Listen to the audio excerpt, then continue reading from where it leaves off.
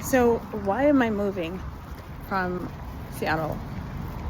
There are a number of reasons, but we will start with, let's start with people being very timid here. I have lived here, and this I can say is a fair assessment. I have lived here for 10 plus years, and as a whole, the people of Seattle are incredibly timid, incredibly passive, and if that is something that you are not used to, I would reconsider. I moved here from California, so I already had like a little bit of I had a relaxed state of mind and a relaxed state of being because I had moved here from California.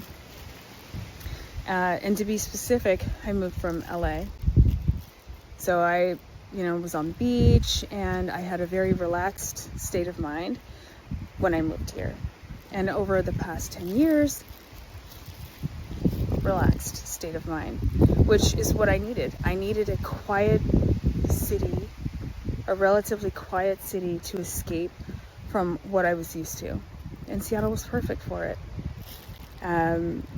But now, and what I have noticed recently, there's no time for timid people in my life. And there's no time for, a timid mindset. I can't take that with me. And so, it's one of the reasons why I'm moving. And really to dive deeper, I just had this conversation. I try not to talk about race on my channel, right? Because as daughters of single mothers, we come in all races, right? All colors, all ethnicities and all origins. So I try not to talk race. But I will say this, and I hope you can hear me, because the wind is really winding right now.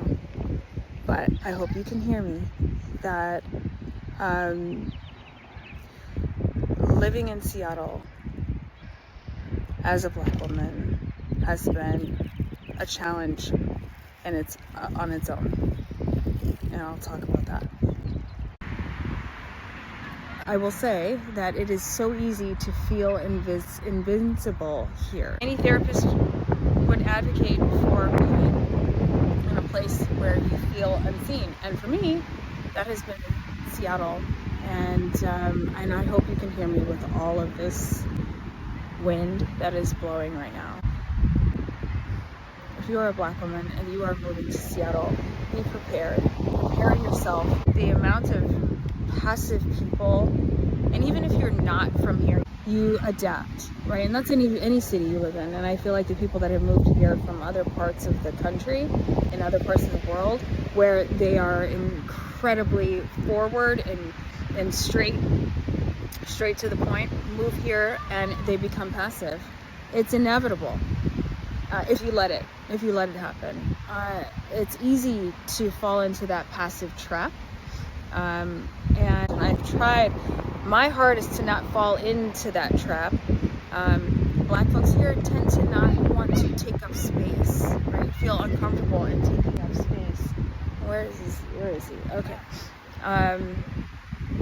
Not taking up space. There's so many things that I could say. I do have to give you my experience as a Black woman living here in Seattle. So stay tuned and stay with me, because I will dive into the beauty of Seattle in the next video. But until then, I've less than 2 weeks. I stopped counting the days. I have less than 2 weeks, and I will be really just trying to enjoy the last 2 weeks that I have here, because I know that this will be a place that I will miss. The city that that has been good to me. It's been quiet. It's been a safe city, but I have also sacrificed a lot of myself living in this city. So just also be prepared if you are planning on moving to this city. Be prepared that you will sacrifice. For me, I sacrificed my social life, my spiritual life, because I have been unable to find a church home here. I have tried, but if a church is not filled with the Spirit, I just can't be a part of it. Just was lacking on so many different areas, in so many different areas. And so, yeah, you will sacrifice. If you plan on making Seattle your home, it is a beautiful place to live aesthetic wise, right?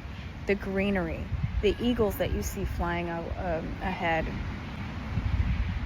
You know, you're close to the mountains, you're close to snow if you want to be close to snow.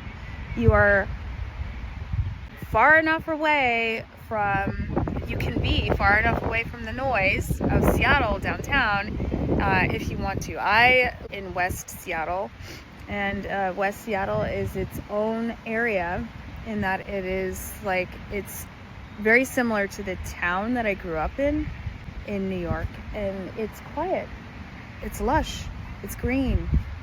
So yeah, just be mindful that you will sacrifice. But I